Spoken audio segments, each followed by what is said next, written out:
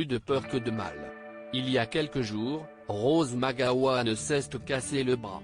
Comme la plupart des Américains, la comédienne de 47 ans a suivi de près l'élection présidentielle. Très captivée en lisant les résultats et en se rendant compte que Joe Biden se rapprochait de la victoire, la star a fait une chute et a été obligée d'aller à l'hôpital. Sur Instagram, la pionnière du mouvement MeToo a alors partagé une photo la montrant allongée dans un lit d'hôpital, avec son bras dans le plâtre. En légende, Rose McGowan a d'abord écrit « Lire les résultats des élections américaines dans les escaliers égale fracture osseuse ». Alors qu'elle se trouve actuellement au Mexique, la jolie blonde a profité de l'occasion pour commenter l'état actuel des soins de santé aux États-Unis. En effet, aller à l'hôpital coûte beaucoup moins cher.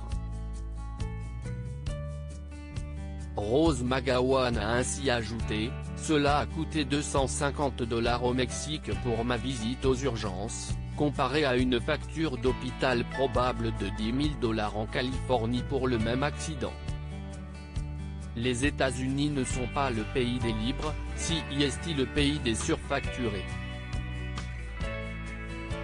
Face à sa colère, un internaute lui a alors demandé pourquoi elle ne restait pas au Mexique.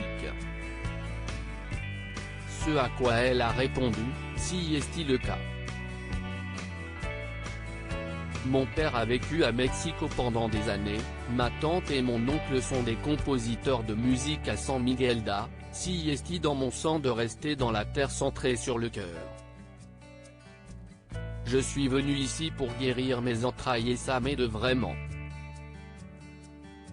La comédienne sait qu'elle est privilégiée tout le long des élections. Rose McGowan s'est vivement opposée à Donald Trump et à Joe Biden sur les réseaux sociaux. Il n'est alors pas surprenant qu'elle ait choisi de quitter le pays à l'approche des résultats.